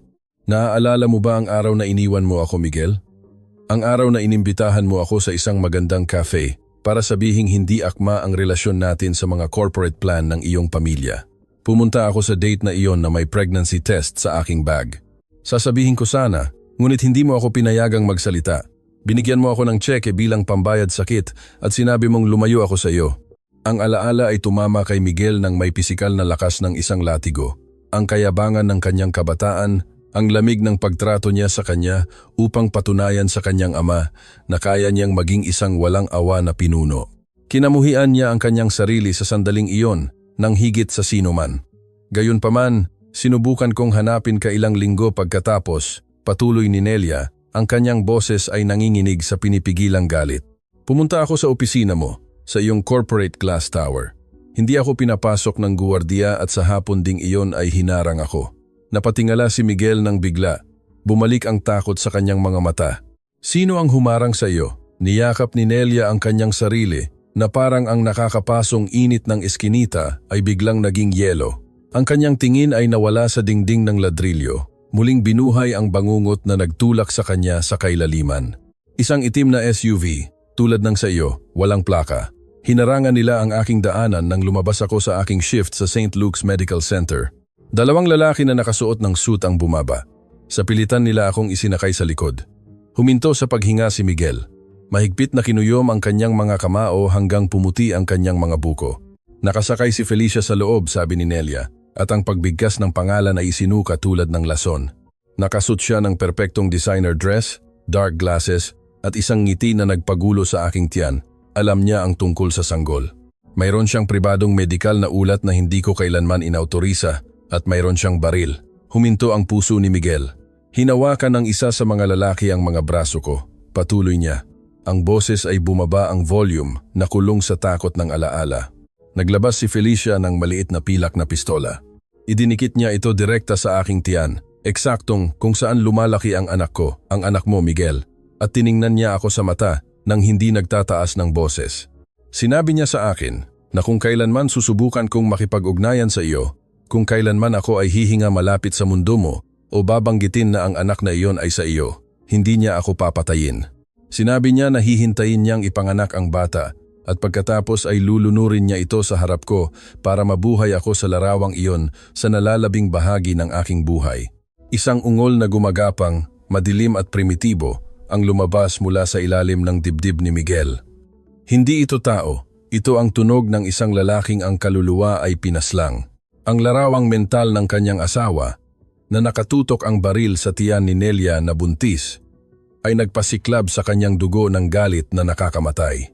Inalis ni Felicia ang aking medical na lisensya pagkaraan ng isang buwan, patuloy na sinasaysay ni Nelia habang malayang dumadaloy ang luha ngunit hindi ibinaba ang kanyang tingin. Inakusahan nila ako ng pagnanakaw. Ako ay pinatalsik sa propesyon. Nang subukan kong maghanap ng pampublikong abogado, binantaan nila ng kamatayan ang aking landlord at itinapon ako sa kalye. Kinailangan kong matulog sa mga ATM habang 8 buwan akong buntis. Kinailangan kong itago si Dan sa ilalim ng tulay nang ipanganak siya ng maaga. Lahat ay dahil ayaw ng tagapagmana ng mga De La Cruz na madungisan ng mga bastardo ang pangalan ng kumpanya. Bumagsak si Miguel sa kanyang mga tuhod sa maruming pavement ng eskinita. Wala na siyang pakialam sa kanyang suit, sa kanyang status, sa kanyang pesteng pagmamataas. Niyakap niya ang mga binti ni Nelia at ibinaon ang kanyang mukha sa kupas na tela ng kanyang pantalon, humihikbi ng may lakas na nagpayanig sa kanya. Patawad, patawad. Unggol ni Miguel na lubos na wasak. Ang bigat ng kanyang mga desisyon, ang pagiging makasarili, ang pagkabulag, lahat ay bumagsak sa kanya. Hindi siya hinaplos ni Nelia, hindi niya binalikan ang yakap, nanatili siyang matigas, nakatingin sa ibabaw ng balikat ng lalaking dating pag-ibig ng kanyang buhay, na ngayon ay nabawasan sa isang wasak na shell sa sahig ng eskinita. Nilunok ko ang aking pagmamataas. Miguel, sabi niya nang may katahimikang parang libingan. Hayaan kong yapakan ako. Naglilinis ako ng mesa, nangangalap ako ng basura. Kumukuha ako ng mga expired na gamot para makahinga pa si Dan ng isang araw. Nakipagkasundo ako sa impyerno para mapanatili siyang buhay. Nagtatago sa mga burol kung saan hindi siya mahahanap ni Felicia. Umakbang paatras si Nelia, pinilit si Miguel na bitawan siya. Tiningnan niya ito mula sa itaas, walang awa. Kaya hinihiling ko sa iyo na umalis ka, Miguel. Hindi ka namin kailangan, hindi ka namin kailanman kinailangan. Ang presensya mo rito ay hatol ng kamatayan para sa anak ko. Kung malalaman ni Felicia na natagpuan mo kami, tutuparin niya ang kanyang pangako at hindi ko hahayaan na ilibing mo ang anak ko sa iyong mga libingan ng marmol. Lumiko si Nelia, kinuha ang kanyang lumang bisikleta sa manibela at mabilis na naglakad patungo sa avenida, iniwan siya. Nelia, hintay. Tumayo si Miguel mula sa lupa ng gumugulong. Ang kanyang mga mata ay wala ng luha. Ngayon ay mayroon silang malamig at nakakamatay na kislap ng isang lalaking handang sunugin ang buong mundo. Hindi ako aalis. Anak ko iyan at isinusumpa ko sa buhay ni Dan. Nasisirain ko si Felicia. Bubunutin ko ang pamilya De La Cruz mula sa ugat. Huminto si Nelia sa sulok ng eskinita. Hindi siya lumingon. Bahagya lang siyang lumingon upang ilabas ang kanyang huling mga salita. Wala nang gaanong oras si Dan, Miguel. Hindi na epektibo ang expired na gamot. Bumibigay na ang baga niya. Itago mo ang iyong paghihiganti ng isang milyonaryo. Gusto ko lang na makahinga ang anak ko. At nang wala ng iba, naglaho si Nelia sa dami ng mga naglalakad at trapiko ng syudad. Iniwan si Miguel mag-isa sa anino ng eskinita. Napatigil ang magnate ng ilang segundo. Ang desperasyon ay nagbago sa isang malamig at ganap na kalinawan. Kinuha niya ang kanyang satellite phone mula sa panloob na bulsa ng kanyang sirang suit. Ang screen ay puno ng luha at alikabok. Dinayal niya muli ang numero ni Santiago, ang kanyang hepe ng intelligence at seguridad. Santiago, sabi ni Miguel nang may boses na walang puwang para sa negosasyon. Ihanda ang helicopter. Gusto ko ng tactical medical security team sa posisyon at makipag-ugnayan sa board of directors ng Villaflor de la Cruz Pharmaceuticals. Sabihin mo sa kanila na ang presidente ay nagpatawag ng emergency meeting ngayong gabi sa mansyon. Ano ang agenda, Ginoo? Tanong ni Santiago na napansin ang nakakamatay na tensyon sa boses ng kanyang amo. Tiningnan ni Miguel ang dulo ng eskinita kung saan naglaho si Nelia. Total na digmaan. Ang mga pintuan ng bakal ng Villaflor Mansion ay tahimik na bumukas. Ang armored SUV ay pumasok ng napakabilis. Dinudurog ang puting graba ng pangunahing daanan at huminto ilang pulgada ang layo mula sa Italian marble fountain. Bumaba si Miguel sa sasakyan bago pa man ganap na huminto ang makina. Hindi niya pinansin ang mga armadong security guard na tumitingin sa kanya nang may pagtataka. Ang kanyang suit, isang obra maestra ng European tailoring, ay puno pa rin ng putik mula sa informal settlement at alikabok mula sa eskinita. Ang kanyang mga leather shoe ay nag-iwan ng maruming bakas sa walang bahid na granite floor ng lobby. Naglakad siya direkta patungo sa pangunahing sala. Nakaupo si Felicia de la Cruz sa white velvet sofa. May suot siyang emerald silk dress, may hawak na kristal na champagne glass habang tinitingnan ang isang art auction catalog sa kanyang tablet. Ang ilaw mula sa mga kristal na chandelier ay nagpapaliwanag sa kanyang perpektong inukit na mukha, malamig at hindi nagbabago. Nang marinig ang mabibigat na hakbang, tumingala siya. Agad siyang nagpakita ng paghamak. Miguel, sa ngalan ng Diyos, sinisira mo ang Persian rug, sabi ni Felicia ng may garalgal at monotonous na boses nang hindi man lang binitawan ang kanyang kopa. Saan ka galing? Amoy kalye ka. Sabihin mo sa mga katulong na linisin iyan agad. May hapunan tayo kasama ang embahador sa loob ng 2 oras. Hindi huminto si Miguel. Naglakad siya patungo sa tempered glass coffee table at inihagis ang makapal na itim na folder na ibinigay sa kanya ng kanyang investigator. Ang pagtama ay nagpatalsik sa kopa ni Felicia na nagpatapon ng champagne sa mesa. Kinansela ang hapunan, sabi ni Miguel. Ang kanyang boses ay isang garalgal na bulong, walang anumang emosyon ng tao. Ito ang boses ng isang berdugo. Tiningnan ni Felicia ang folder, pagkatapos ay si Miguel. Nagbuntong hininga siya ng naiinis at inilapag ang tablet. Ano itong drama, Miguel? Kung tungkol ito sa fusion sa mga Aleman, nakipag-usap na ako sa aking ama at nagkasundo kami na magiging shared ang presidency. Hindi ka magdadrama sa ganitong oras. Humilig si Miguel sa mesa, ipinatong ang parehong kamay na puno ng putik sa kristal, inilapit ang kanyang mukha sa kanya. Buksan mo ang folder, Felicia. Ang tono ng kanyang asawa ay iba. Hindi ito corporate stress. May isang nakamamatay na dilim sa kanyang mga mata na hindi pa kailanman nakita ni Felicia. Nang may elegante at mabagal na galaw, binuksan niya ang itim na karton na takip. Ang litrato ng birth certificate ni Dan ay nasa itaas at sa tabi nito ay ang mga kopya ng bank transfers mula sa kanyang personal trust patungo sa direktor ng St. Luke's Medical Center. Ang katahimikan sa monumental na sala ay ganap. Ang tunog ng tubig na bumabagsak sa fountain sa labas ay tila nakakabingi. Pinanood ni Miguel ang bawat micro-expression sa mukha ng kanyang asawa.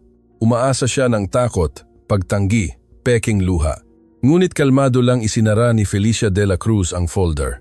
Kumuha siya ng linen napkin para linisin ang natapon na champagne sa kanyang mga daliri at direkta siyang tiningnan sa mata. Aba, inabot ka ng 5 taon para madiskubre iyan.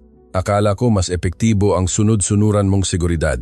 Ang kasinungalingan ng kanyang mga salita ay parang bala na tumama ng direkta. Mariing kinuyom ni Miguel ang kanyang panga hanggang sa magngalit ang kanyang mga ngipin. Inaamin mo? Ungol ni Miguel, nakaramdam na kumukulo ang kanyang dugo. Inaamin mo na sinira mo ang buhay ng isang inosenteng babae? Inaamin mo na tinutukan mo ng pistola ang tiyan ng isang buntis na may anak ko? Tumayo si Felicia, inayos ang kanyang silk dress. Hindi siya umurong. Anak mo? Hagalpak siya ng tuyong tawa, walang humor. Pakiusap, Miguel, ang bastardong iyon ay wala.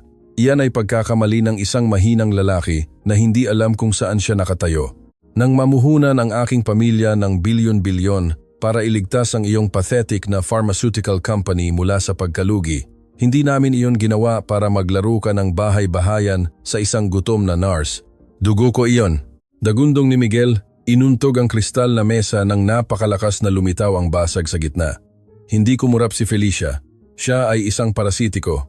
Isinuka niya ng may mga mata na nagniningning sa pagmamataas. Isang loose end, isang direktang banta sa mga shares ng kumpanya. Kung nagsalita ang babaeng iyon, lulubog ang pampublikong eskandalo sa Fusion bago pa man magsimula. Ginawa ko ang hindi mo nagawang gawin. Nilinis ko ang kalat mo. Pinrotektahan ko ang ating imperyo. Dapat ay nakaluhod ka at nagpapasalamat sa akin.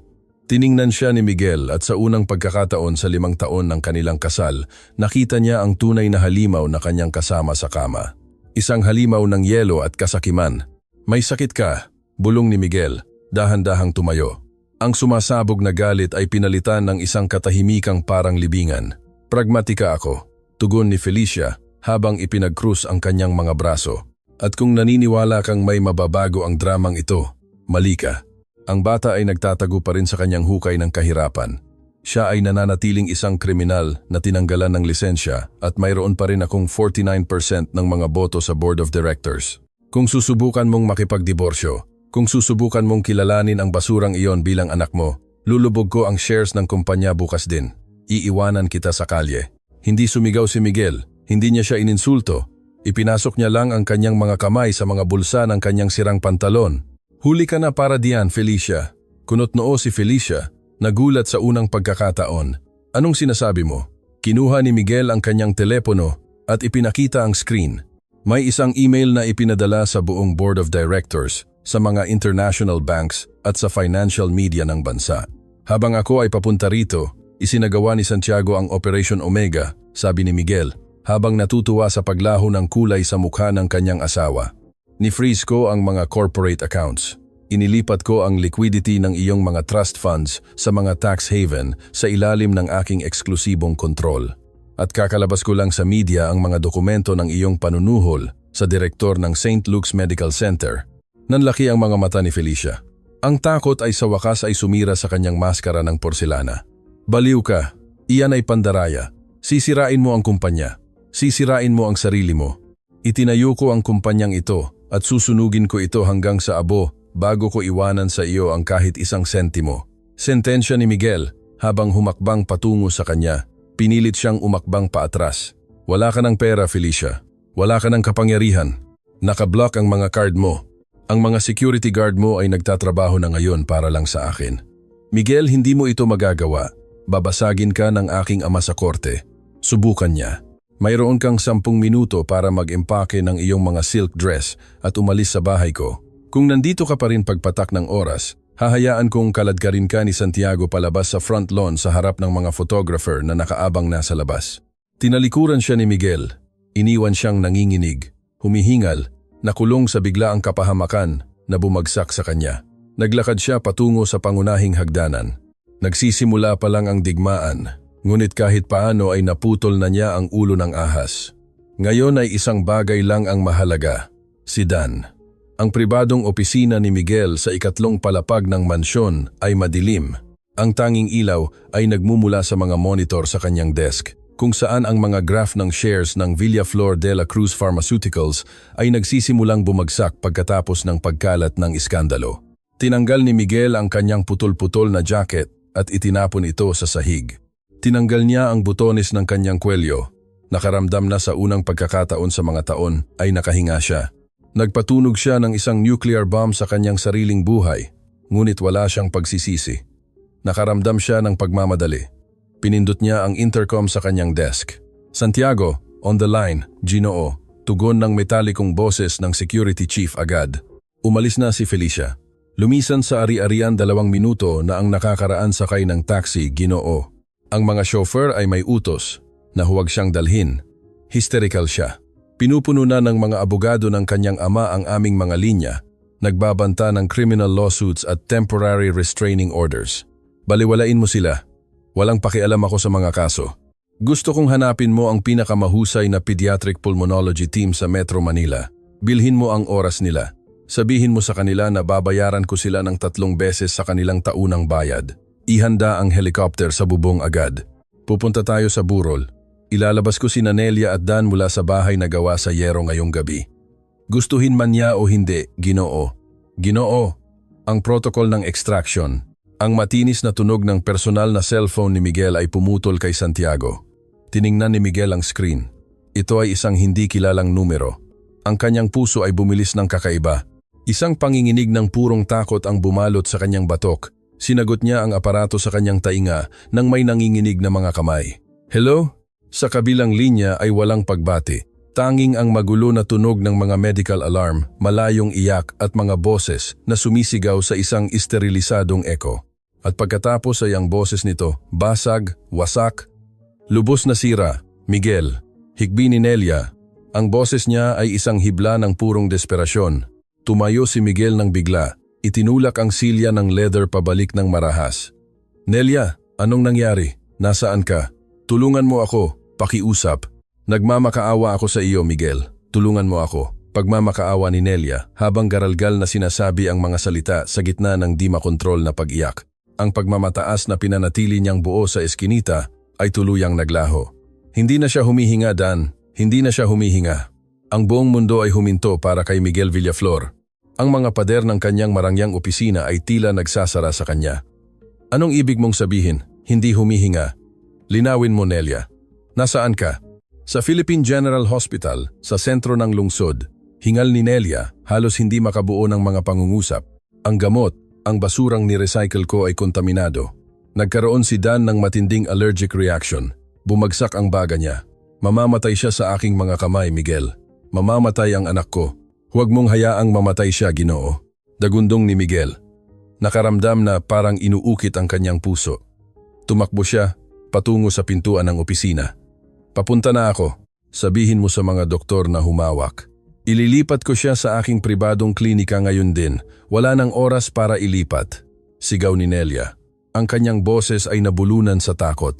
Intubated siya, pero hindi gumagana ng maayos ang ventilator ng ospital.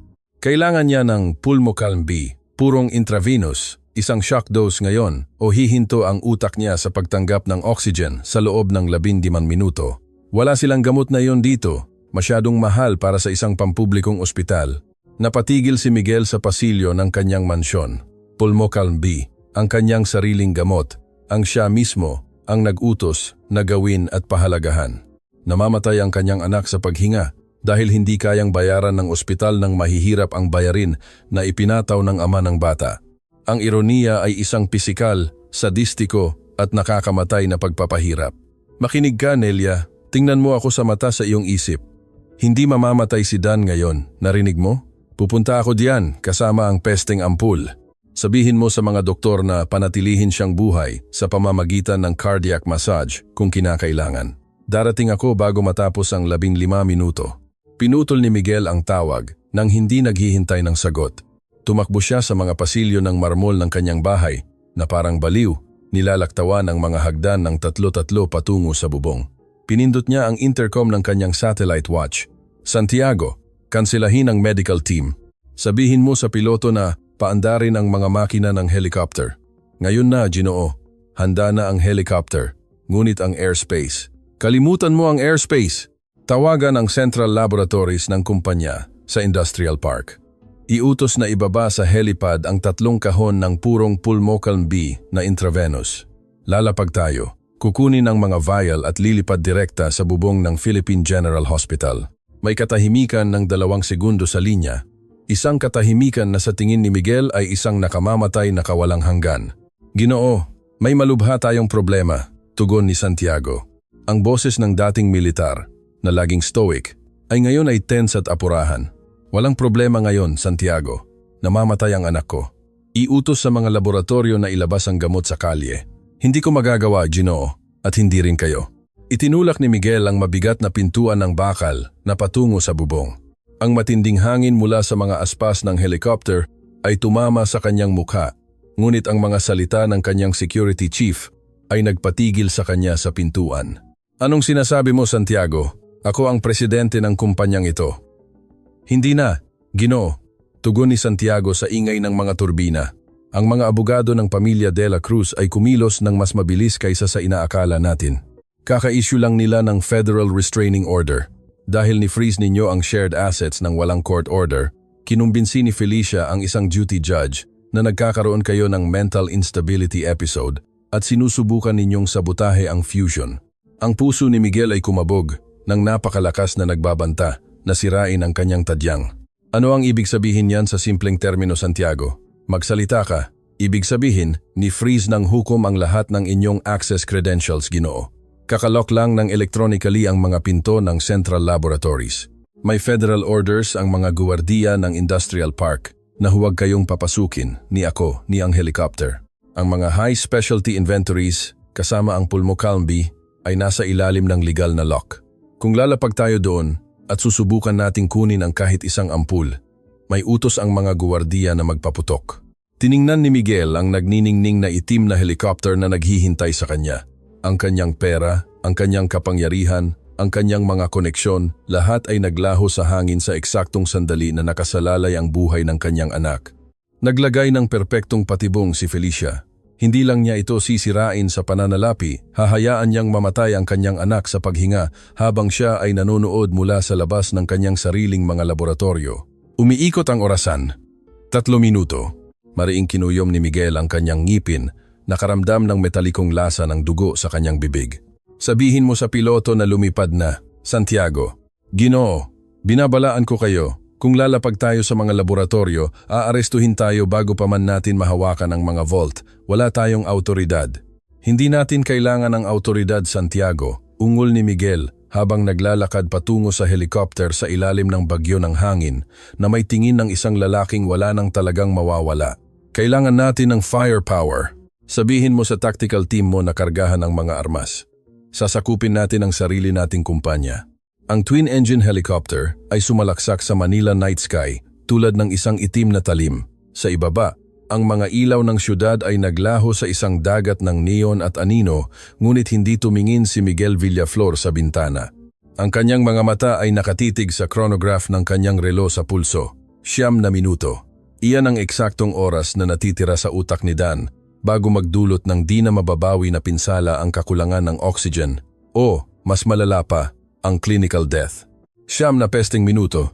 Mas mabilis. Dagundong ni Miguel sa komunikasyon ng headset. Ang boses niya ay nakikipagkumpetensya sa nakakabinging ugong ng mga turbina. Pigain mo ang mga makina. Wala akong pakialam kung masunog sila. Nasa limit na tayo, Ginoo, tugon ng piloto. Pawis na pawis habang minamaniobra ang mabigat na sasakyang panghimpapawid, iniiwasan ng mga skyscraper. Nakikita ko ang industrial park, ngunit pula ang mga ilaw ng helipad ng Central Laboratories. Na-activate na nila ang air exclusion protocol. Sa pamamagitan ng windshield ng cabin, nakita ni Miguel ang nakakapanakot na complex ng black glass at bakal na naglalaman ng puso ng kanyang pharmaceutical empire. Ang mga strobe alarm ay mabilis na kumukurap sa bubong. At mas masama pa, sa ilalim ng mga ilaw ng emergency, isang tactical squad ng private security ang nakadeploy sa combat formation sa paligid ng landing strip. May suot silang bulletproof vests, ballistic helmets, at assault rifles na direktang nakatutok sa langit. Ang kanyang sariling mga tao, binili at kontrolado ngayon ng federal order ni Felicia. Lumapag ka, utos ni Miguel habang tinatanggal ang kanyang seatbelt. Ginoo, may autoridad ba silang magpaputok kung hawakan natin ang runway? Sigaw ng piloto. Takot na takot. Si Santiago, na nakaupo sa harap ni Miguel sa likod na kabin, ay pinaandar ang kanyang compact submachine gun nang may metalikong at nakamamatay na tunog. Ang kanyang 4 na elite na tauhan ay ginawa ang parehong bagay ng perpekto. I-landing mo ito ngayon mismo o babarilin kita mismo, sentensya ni Santiago nang may nakakapanakot na lamig. Nilunok ng piloto ang kanyang laway. Umikot ng biglaan at ibinagsak ang helicopter ng mabilis. Ang mga patines ng landing ay marahas na tumama sa konkreto ng bubong na yumanig sa buong istruktura. Bago pa man huminto ang pag-ikot ng mga aspas, sinipa ni Miguel ang sliding door at tumalon sa bubong nababalutan ng nakakabinging hangin mula sa mga rotor. "Huminto kayo dyan, Ginoong Villaflor!" Sigaw ng kapitan ng ground squad sa pamamagitan ng megaphone 20 metro ang layo. Isang dosenang pulang laser pointer ang agad na tumama sa dibdib ni Miguel at sa ulo ni Santiago. Mayroon tayong Federal Executive Restraining Order. Ang complex ay nasa lockdown. Bumaba kayo sa platform at itaas ang inyong mga kamay sa ulo. Hindi huminto si Miguel. Hindi niya itinaas ang kanyang mga kamay, ni hindi man lang kumurap sa 12 rifle na nakatutok sa kanyang puso. Naglakad siya direkta patungo sa linya ng apoy nang may mabibigat at determinadong hakbang na parang isang Diyos ng digmaan na bumababa sa underworld. Sumulong si Santiago at ang kanyang koponan. Bumubuo ng isang asymmetrical na kalasag ng tao na may armas na nakataas, handang magpakawala ng massacre sa bubong ng kanilang sariling korporasyon. "Bumira ka kung may lakas ka ng loob, Ramirez." Dagundong ni Miguel, na kinikilala ang kapitan ng mga guwardiya sa apelyido nito. "Bumira ka at isinusumpa ko na papatayin ko kayong lahat bago pa man dumapo ang katawan ko sa lupa. Namamatay ang anak ko sa isang pampublikong ospital at kukunin ko ang gamot niya. Umalis ka sa aking pesteng daan." Nag-aalangan si Kapitan Ramirez. Nanginginig ang kanyang daliri sa gatilyo. Nagtatrabaho siya para sa kumpanya, ngunit si Miguel Villaflor ang kumpanya. Ang galit na demonyo sa mga mata ng magnate ay hindi ang sa isang desperadong executive. Ito ay ang sa isang ama na handang bathalaan ang bubong sa dugo. Ibinaba ni Ramirez ang dulo ng kanyang rifle ng 1 pulgada. "Sapat na iyon. Bumukas kayo!" Sigaw ng kapitan sa kanyang mga tauhan habang lumihis. Ang mga mersenaryo ay ibinaba ang kanilang mga armas. Naghiwalay na parang ang dagat na pula. Dumaan si Miguel sa pagitan nila ng hindi lumingon, sinusundan ng malapitan ni Santiago habang sinisipa ang access door sa elevator shaft. Level data 3. High security refrigeration vault. Utos ni Miguel habang pumapasok sa glass elevator. Ipinadulas ni Santiago ang kanyang master access card. Bumaba ang elevator ng kontrolado. Nilalamon ang mga palapag sa loob ng ilang segundo. Ang katahimikan sa cabin ay masakit. Tiningnan ni Miguel ang kanyang relo. 7 minuto, bumukas ang mga pinto sa basement. Ang air conditioning sa level Tatron 3 ay nagyeyelo. Sa harap nila ay nakatayo ang isang bilog na pinto ng purong titanium, 2 metro ang kapal, na nakabaon sa isang reinforced concrete wall. Ito ang vault kung saan nakaimbak ang mga top-tier vials, prototypes, at ang pinakamahalaga at mapanganib na biologicals sa kontinente, kabilang ang Pulmocalm B. Tumakbo si Miguel patungo sa side control panel. Ipinatong ang kanyang kanang palad sa biometric scanner at inilapit ang kanyang mata sa retina reader. Isang pahalang na berdeng ilaw ang sumuri sa kanyang mukha. Umugong ang sistema. Pinigil ni Miguel ang kanyang hininga. Naghihintay ng karaniwang tunog ng paglabas ng mga titanium gear. Sa halip, kumurap ang berdeng ilaw at naging matinding kulay pula na parang dugo. Isang sintetikong boses ng babae ang umalingaw-ngaw sa pasilyo sa ilalim ng lupa. "Access denied. Biometric credentials blocked. Security lockdown by order of the Board of Directors. Override code required." Umakbang paatras si Miguel na parang sinuntok sa panga. Inuntog niya ang kristal na panel gamit ang kanyang saradong kamao. Binasag ang screen sa mga piraso. "Santiago, pasabugin mo ang pintong ito. Lagyan mo ng C4 ang mga bisagra." Sigaw ni Miguel nang tuluyang wala sa sarili. Ang boses niya ay nabasag sa takot. Lumapit si Santiago nang tumatakbo sa titanium door, sinuri ang vacuum sealing frame at dahan-dahang umiling. "Hindi ko magagawa, Ginoo.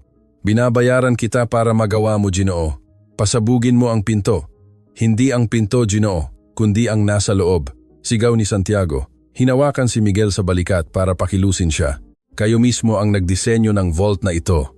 Ito ay naka-vacuum seal at thermo-regulated. Kung pasasabugin ko ang plastic explosives para makagawa ng butas, ang shockwave at instant na pagbabago sa presyon ay magpa-vaporize sa lahat ng crystal vials sa loob. Ang Pulmocalm B ay isang hindi matatag na compound. Magiging pulbos ito kung pasasabugin natin ang vault." Ang buong mundo ay gumuho sa ulo ni Miguel. Natisod siya paatras, sumandal ang kanyang likod sa malamig na konkretong pader. Ang kanyang sariling henyo, ang kanyang corporate paranoia, ang kanyang obsesyon sa pagprotekta sa kanyang daan-daang bilyong piso ay naging libingan ng kanyang anak. Alam ni Felicia, alam niyang susubukan niyang pumasok ng sapilitan at alam niyang walang silbi ang karahasan. Ito ang master lock, isang patibong na hindi niya kayang takasan sa pamamagitan ng pamamaril. 6 minuto. Nag-vibrate ang telepono ni Miguel sa kanyang bulsa. Kinuha niya ito ng may nanginginig na mga kamay. Ito ay isang text message mula kay Nelia. 2 salita lang na nagpalamig sa kanyang kaluluwa. Cyanotic na siya. Bilisan mo. Nagiging asul na si Dan. Hindi na nakakarating ang oxygen sa kanyang mga organ. Nahihirapan siyang huminga. Ipinikit ni Miguel ang kanyang mga mata at bumuhos ang isang luha ng purong kawalan ng kapangyarihan, makapal at mabigat, na dumausdos sa kanyang maruming pisngi. Tiningnan niya ang titanium vault.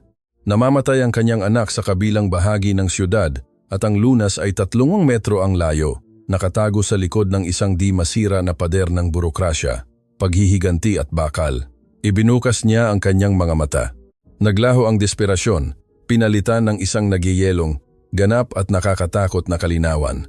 Mayroon lang isang susi para buksan ang pintong iyon at gugugulin niya ang lahat ng mayroon siya. Ni-unlock ni Miguel ang kanyang telepono, hindi pinansin ang mensahe ni Nelia at nagdial ng direktang numero sa pamamagitan ng isang naka-encrypt na linya. 1 beses itong tumunog, 2 beses itong tumunog. Sa pangatlo, nakakonekta ang video call. Umilaw ang screen, nagpapakita ng mukha ni Felicia de la Cruz. Nakaupo siya sa marangyang cherrywood office ng kanyang ama, naninigarilyo ng ultra-thin cigarette. Isang banayad, nakakalason at mapagtagumpay ng ngiti ang bumaluktot sa kanyang perpektong pininturahan ng pulang labi. Nahihirapan kang pumasok sa sarili mong bahay, mahal? Tanong ni Felicia nang may tono ng peking awa na nagpatigas sa panga ni Santiago nang marinig ito sa loudspeaker. Hindi nagtagal si Miguel. Hindi niya ito sinigawan. Hindi niya ito ininsulto. Bawat segundong ginugol niya sa ego ay 1 segundo ng oxygen na ninakaw niya sa kanyang anak. Ano ang gusto mo? Tanong ni Miguel ng may patay na boses. Hawak ang telepono sa harap ng kanyang mukha sa pasilyo sa ilalim ng lupa. Sabihin mo ang presyo. Felicia, sabihin mo ang numero. Ano ang kailangan mo para i-type ang code sa iyong sistema at buksan ang vault na ito ngayon din? Sumipsip si Felicia sa kanyang sigarilyo at dahan-dahang ibinuga ang usok sa harap ng kamera. Aba, nasaan na ang galit na leon na nagpatalsik sa akin sa kanyang mansyon, kalahating oras na ang nakakaraan? Nasaan na ang lalaking susunugin ang aking mundo hanggang sa abo? Panunuya niya, humilig pasulong. Sinabi mo na nasa iyo na ang lahat, Miguel. Ngunit tila nakalimutan mo na maaaring kansilahin ng Board of Directors ang iyong security credentials kung patunayan kung ikaw ay isang panganib sa kumpanya at salakayin ng sarili mong laboratorio gamit ang mga armadong mersenaryo. Well, sabihin na nating ang hukom ay pumanig sa akin. 5 minuto, Felicia. Mamamatay ang anak ko sa loob ng 5 minuto. Sabihin mo ang pesting presyo mo. Binura ni Felicia ang ngiti sa kanyang mukha. Ang kanyang mga mata ay naging 2 piraso ng naglalagablab na uling. Lahat. Ang salita ay umalingaw-ngaw sa mga pader ng konkreto ng level 3. Gusto ko ang iyong 51% ng voting shares, dikta ni Felicia, nang may nakamamatay na bilis ng isang pating na nakaamoy ng dugo. Gusto ko ang eksklusibong patente ng Pulmocalm B at ng lahat ng biologicals na nasa development. Gusto ko ang mansyon sa Bonifacio Global City. Gusto ko ang investment funds sa Cayman Islands at gusto ko ang iyong pirma sa isang absolute resignation letter bilang CEO ng Villaflor de la Cruz Pharmaceuticals na isinusuko ang ganap at walang hanggang kontrol sa aking pamilya. Si Santiago, nang marinig ang mga hinihingi, ay humakbang pasulong ng may alarma. Ginoo, huwag ninyong gawin, bulong ng security chief. Sinira ang chain of command. Ito ay financial suicide. Ang inyong yaman ay nagkakahalaga ng daan-daang bilyong piso. Literal na iiwanan kayong pulubi. Wala kayong pambayad kahit sa gasolina ng helicopter pabalik. Itinaas ni Miguel ang isang kamay. Pinatahimik si Santiago agad. Hindi niya inalis ang kanyang tingin sa screen ng telepono. Ipadala ang digital contract. Utos ni Miguel nang hindi nanginginig ang boses. Nagtaas ng kilay si Felicia.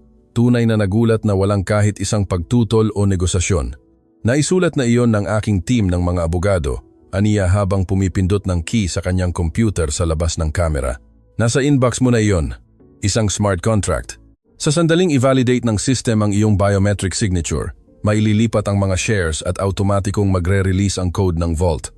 Umalingaw-ngaw ang telepono ni Miguel. Binuksan niya ang email. Naroon iyon. Daan-daang pahina ng legal jargon na idinisenyo upang agawin ang bawat sentimo na kinita, ninakaw o itinayo niya sa nakalipas na 20 taon. Ang buong buhay niya, ang kanyang status, ang kanyang imperyo, ang kanyang kapangyarihan sa buhay at kamatayan ay nabawasan sa isang PDF document. Ipinatong niya ang kanyang hinlalaki sa scanner ng telepono. Sa isang mikrosegundo ay nag-alinlangan siya. Inisip ang mga board meeting, ang respeto ng mga politiko, ang mga pribadong eroplano, at ang korona ng hari na suot niya mula nang mamatay ang kanyang ama. At pagkatapos ay naalaala niya ang maliit na bahay na gawa sa yero. Naalaala niya ang maliliit na maitim na mata ni Dan na tumitingin sa kanya sa dilim, umuubo ng dugo. Naalaala niya si Nelia na nakaluhod na naglilinis ng basura. Idinikit ni Miguel ang hinlalaki sa screen, pinatunayan ang pirma. Transfer complete. Ang tunog ng isang notification sa computer ni Felicia ay narinig sa tawag. Kagagaling lang ni Miguel magbigay ng daan-daang bilyong piso sa loob ng 3 segundo. Kagagaling lang niya sirain ang kanyang sarili. Isang kasiyahan ang makipagnegosyo sa iyo, Miguel. Sabi ni Felicia nang may mga mata na nagniningning sa kasakiman at pinutol ang tawag. Mayroong 1 segundo nang nakamamatay na katahimikan sa basement. Pinigil ni Santiago ang kanyang hininga at pagkatapos, clack, clack, clack, ang malalaking mekanikal na bolts ng titanium door ay nagsimulang umatras. Ang mga pulang alarma ay namatay, pinalitan ng isang malambot na puting ilaw ng ospital. Nang may malakas na pag-ingay ng decompression, dahan-dahang bumukas ang bilog na pinto na 2 metro ang kapal. Hindi na naghintay si Miguel na bumukas ito ng ganap. Sumiksik siya sa siwang, pumasok ng patagilid sa hyperbaric freezer. Ang matinding lamig sa 30 degrees Celsius sa ilalim ng zero ay nagpasunog sa kanyang baga nang lumanghap siya, ngunit wala siyang pakialam. Tumakbo siya sa mga pasilyo ng metal na istante na nababalutan ng yelo. Row 3. Section B. Critical Pediatrics. Naroon iyon. Isang maliit na maliwanag na asul na isothermal box na may logo ng kumpanya na hindi na niya pag-aari. Pulmocalm. B. Intravenous. Hinawakan niya ang kahon gamit ang parehong kamay, nakaramdam na mas mahalaga ito kaysa sa lahat ng ginto sa planeta. Tumakbo siya palabas ng vault, itinulak si Santiago patungo sa mga elevator. Sa helicopter ngayon, sigaw ni Miguel, mariing pinindot ang bato ng pataas. Sumampa sila sa bubong ng napakabilis. Tumalon si Miguel sa loob ng cabin ng sasakyang panghimpapawid bago pa man ganap na matatag ang mga patines. Sa Philippine General Hospital, utos niya ng buong lakas habang sinisigurado ang asul na kahon sa kanyang kandungan. Mayroon tayong 4 na minuto. Kung hindi ka makakarating sa loob ng 3, ihahagis kita palabas ng pinto. Ang helicopter ay lumipad ng may suicidal na anggulo, iniwan ang corporate glass tower, iniwan ang yaman ni Miguel, iniwan ang lalaking dating siya. Habang ang mga ilaw ng syudad ay dumadaan ng napakabilis, mahigpit na niyakap ni Miguel ang maliit na asul na kahon sa kanyang dibdib. Dinungisan ang logo ng dugo at putik ng kanyang suit. Nawalan siya ng corporate war, nawalan siya ng trono. Ngunit sa unang pagkakataon sa buong kanyang miserableng at walang laman na buhay, naramdaman ni Miguel Villaflor na siya ay isang hari. Magtiis ka, Dan, bulong niya sa kawalan habang tinitingnan ang madilim na kailaliman ng kalangitan sa Maynila. Papunta na si Papa. Lumitaw ang Philippine General Hospital sa abot tanaw bilang isang bloke ng kulay abong konkreto, pangit at sira, iluminado ng kumukurap na fluorescent lights na sumisigaw ng kahirapan at pagpapabaya. Ang relo ni Miguel ay nagpakita ng eksaktong 2 minuto at 40 segundo. Walang helipad, Ginoo, sigaw ng piloto sa intercom nang may takot na nagpapangit sa kanyang mukha habang ang helicopter ay bumaba ng mabilis patungo sa siksikang urban fabric ng sentro ng Maynila. Puno ang bubong ng antena at high-tension cables. Hindi tayo maaaring lumapag doon. Sinilip ni Miguel ang bukas na bintana. Ang malakas na hangin ay tumama sa kanyang mukha, nagbabanta na agawin ang asul na thermal box mula sa kanyang mga kamay. Sa ibaba, ang pangunahing avenida, sa harap ng entrada ng emergency room, ay puno ng trapiko sa gabi, lumang ambulansya at mga street food stall. Lumapag sa kalye! Dagundong ni Miguel. Habang tinatanggal ang kanyang safety harness, ibagsak mo sa gitna ng avenida. May mga sasakyan? Hindi, Ginoo. Magdudulot tayo ng masaker. Santiago! Sigaw ni Miguel, lumingon sa kanyang hepe ng seguridad. Hindi nagtanong si Santiago. Sumilip siya sa gilid na pinto ng helicopter. Itinaas ang kanyang assault rifle at itinutok sa aspalto. Nagpaputok siya ng 3 sunod-sunod na putok sa hangin, sinundan ng nakakabinging ugong ng emergency siren ng sasakyang panghimpapawid. Sumabog ang takot sa avenida. Ang mga driver, takot na takot sa tunog ng mga putok, at sa fibtokton na itim na halimaw na bumabagsak mula sa langit, ay pinindot ang accelerator o iniwan ang kanilang mga sasakyan. Nagkalat ang mga tao na naghihintay sa labas ng emergency room habang sumisigaw. Bumaba ang helicopter na parang ibong maninila. Sinisira ang mga kable ng ilaw ng kalye gamit ang mga aspas. Isang ulan ng kuryenteng kislap ang bumaha sa aspalto. Ang mga patines ng sasakyang panghimpapawid ay brutal na tumama sa bubong ng isang abandonadong sedan sa gitna ng avenida, dinudurog ito upang magpatatag. Bago pa man matapos ang pagkaluskos ng metal, tumalon si Miguel sa kalye. Hindi niya pinansin ang matinding sakit sa kanyang tuhod mula sa impact. Hindi niya pinansin ang mga sigaw ng tao. Mahigpit niyang niyakap ang asul na thermal box sa kanyang dibdib na puno ng dugo at putik at tumakbo patungo sa mga kristal na pintuan ng emergency room nang may bilis ng isang lalaking tumatakas mula sa mismong impyerno. Sinusundan siya ni Santiago 3 hakbang ang layo, binubuksan ang daan sa pagitan ng mga kamilero at pasyente. Nelia. Sigaw ni Miguel nang sumugod sa siksikang waiting area kung saan ang amoy ng murang chlorine at pawis ay bumabalot sa makapal na hangin. Walang sinumang nagbigay pansin sa kanya. Ang kaguluhan ng isang pampublikong ospital sa madaling araw ay nilamon ang lahat. Tumakbo siya patungo sa reception counter. Lumukso sa mga sirang plastic na silya. Sinubukan ng isang private security guard na pigilan siya. Hoy, hindi kayo maaaring dumaan sa kinuha ni Santiago ang guwardiya sa vest at marahas itong ibinangga sa dingding ng hindi humihinto, iniwan ang daan na bukas. Sinipa ni Miguel ang dobleng pinto ng trauma zone. Ang pasilyo ay puno ng duguan na Camila at tumatakbong doktor at pagkatapos ay nakita niya ito. Nakaluhod si Nelia sa maruming linoleum floor sa labas ng cubicle number 3. Nakatakip ang kanyang mga kamay sa kanyang mukha, umiindayog pabalik-balik, naglalabas ng isang iyak na napaka-primitibo, napakasakit na matinis na nagpalamig sa dugo ni Miguel.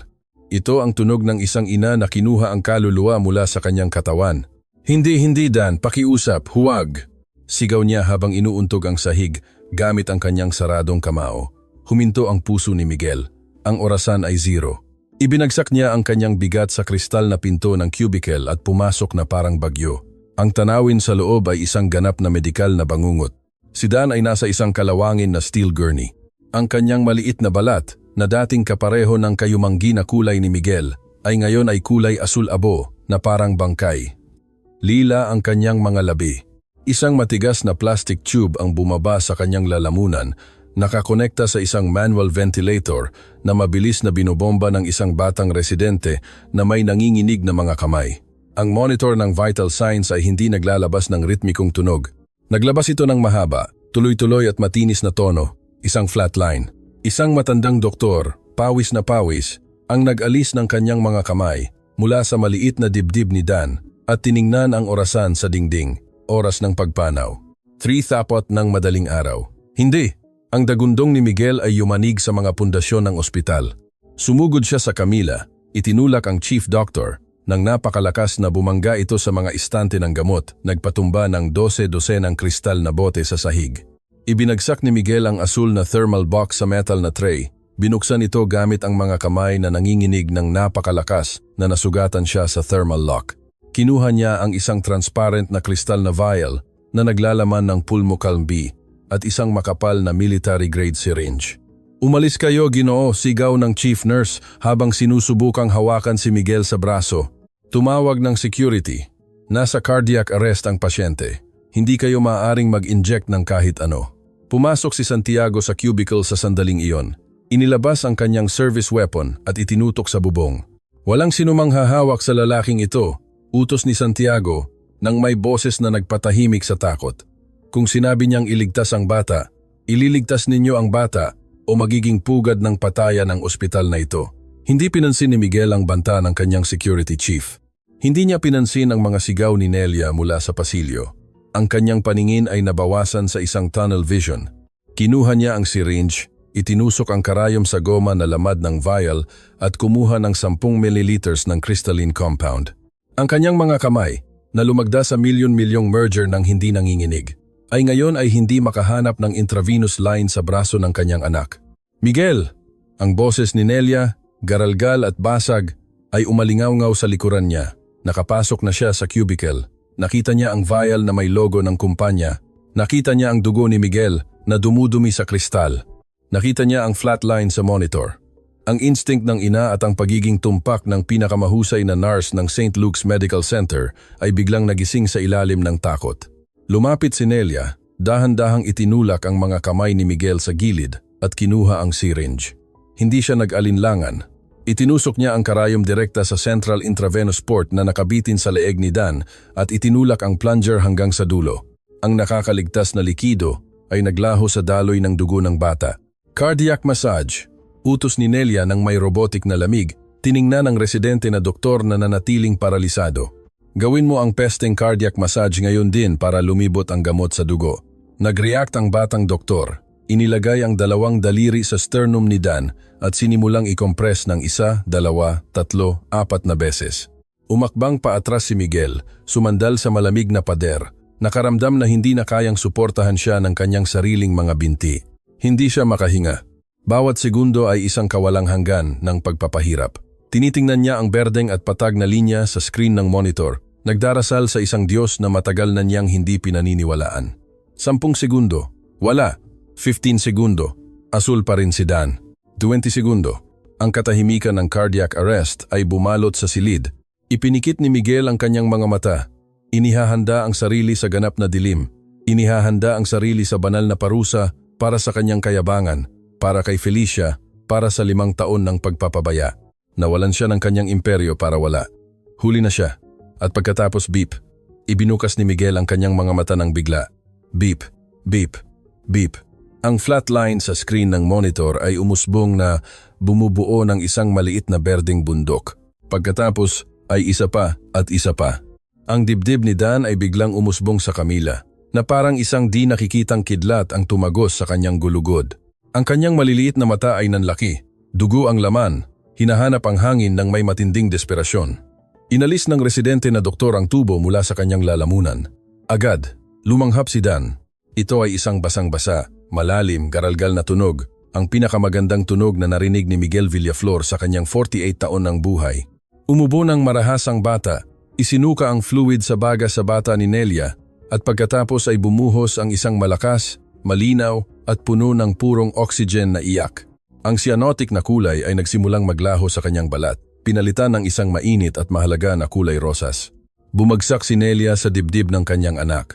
Niyakap siya ng may protektibong lakas. Inilabas ang kanyang mukha sa leeg nito habang umiiyak ng malakas. Ngunit sa pagkakataong ito ay mga sigaw ng ganap na pasasalamat. Ang mga doktor ng pampublikong ospital ay nagtinginan sa isa't isa, hindi makapaniwala. Kagagaling lang nilang masaksihan ang isang medikal na himala na pinagana ng isang gamot na hindi pa nila kailanman nakita sa kanilang mga kamay. Binitawan ni Miguel ang kanyang bigat sa pader hanggang sa bumagsak siya sa maruming sahig ng emergency room. Ang lalaking may daan-daang bilyong piso, ang hari ng kristal, ay itinago ang kanyang mukha sa kanyang tuhod at nagsimulang umiyak ng tahimik. Nanginginig ang kanyang mga balikat ng sunod-sunod. Nawala sa kanya ang Villaflor de la Cruz Pharmaceuticals. Nawala ang kanyang yaman, ang kanyang bahay, ang kanyang corporate na kinabukasan. Ngunit ang linya ng monitor ay patuloy na tumutunog ng malakas, ritmiko, hindi mapigilan. Beep, beep, beep. Ngumiti si Miguel sa gitna ng luha. Kailanman ay hindi pa siya nakaramdam ng gayong matinding kayamanan. Ang pagsikat ng araw ay sumikat sa Maynila na parang sunog ng orange at lila na ilaw na nagpapaliwanag sa kaguluhan ng lungsod. 4 na linggo na ang nakalipas. Ang pinakamalaking financial scandal ng dekada ay patuloy na nangunguna sa mga headline. Ang Board of Directors ng De La Cruz Pharmaceuticals na pinamumunuan ngayon ni Felicia ay nadiskubre ang lason na regalo na iniwan ni Miguel sa kanila. Oo, siya ang may ganap na kontrol.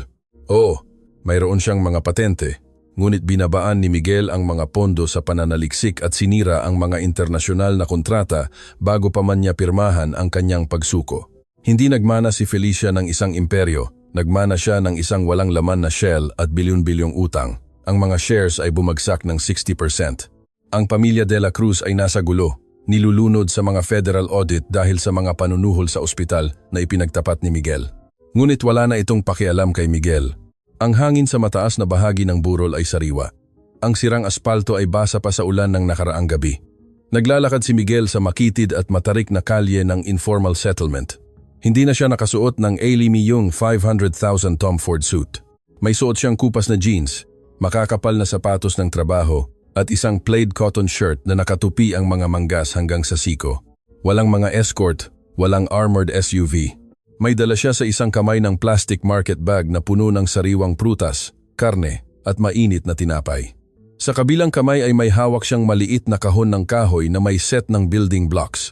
Huminto siya sa harap ng bahay sa gilid ng burol, ang parehong dingding ng basag na ladrilyo na nakalantad, ang parehong bubong na yero, ngunit ngayon ang kalawangin na pinto ng metal ay hindi nakakandado.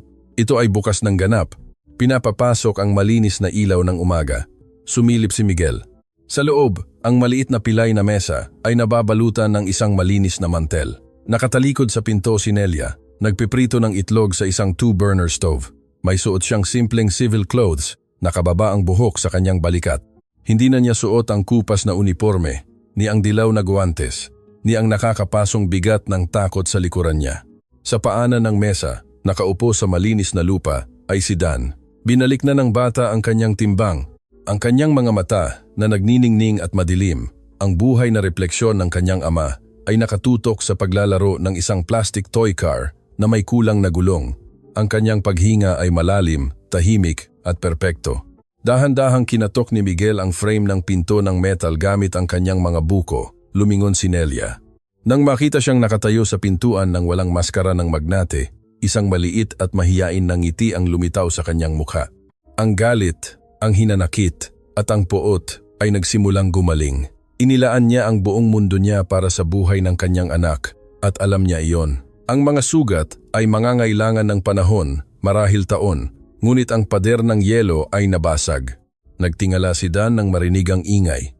Ang kanyang malalaking mata ay nakatitig sa matangkad na lalaki sa pinto. Binitawan niya ang plastic toy car, mabilis na tumayo at tumakbo patungo sa entrada ng may mabilis na hakbang. Agad na ibinaba ni Miguel ang mga bag ng pagkain, hinayaan itong bumagsak sa lupa. Lumuhod siya at ibinuka ang kanyang mga braso ng tamang-tama. Ang impact ng maliit na katawan ni Dan na bumangga sa kanyang dibdib ay ang pinakamalaki at pinakamapanirang lakas na naramdaman ni Miguel sa universo. Niyakap ng bata ang leeg ng kanyang ama gamit ang kanyang maliliit na braso. Ibinaon ang kanyang mukha sa balikat ni Miguel, humihinga ng may lakas ng isang buhay na bagyo. Ipinikit ni Miguel ang kanyang mga mata at ibinaon ang kanyang mukha sa maitim na buhok ni Dan. Inamoy niya ang amoy ng murang sabon at purong buhay. Mahigpit niya itong niyakap sa kanyang dibdib ng may protektibong at hindi masisirang lakas. Bumuhos muli ang luha, ngunit sa pagkakataong ito ay mga luha ng isang malayang lalaki. "Kumusta, kampiyon?" Bulong ni Miguel ng may boses na nabasag sa pinakadalisay at pinakamabangis na pagmamahal na maaaring taglayin ng isang tao. Bahagyang humiwalay si Dan, tiningnan siya sa mata at nagbigay ng isang malaking ngiti nang walang kahit isang bakas ng sakit o takot. "Dala mo ang mga bloke ko, Papa," sabi ng bata. Itinuro ang kahon na nahulog sa sahig. Ang salitang Papa ay lumutang sa hamak na hangin ng bahay na gawa sa yero. Hindi ito umalingaw-ngaw sa mga pasilyo ng marmol, hindi ito sinabi sa harap ng mga tagapagmana ng korporasyon o sa mga pagpupulong ng mga stockholder. Sinabi ito sa puso ng kahirapan, kung saan natagpuan ni Miguel Villaflor ang tanging tunay na yaman ng kanyang buhay. Binalikan siya ni Miguel ng ngiti. Kinuha ang mga bloke ng kahoy at binuhat ang kanyang anak sa mga bisig. Itinaas siya mula sa lupa na parang pinakabanal na tropeo sa mundo. Pumasok siya sa bahay kung saan naghihintay ang amoy ng sariwang kape at ang init ng tahanan. Ang imperyo ng kristal ay naging abo, ngunit ang imperyo ng dugo ay nagsisimula palang itayo.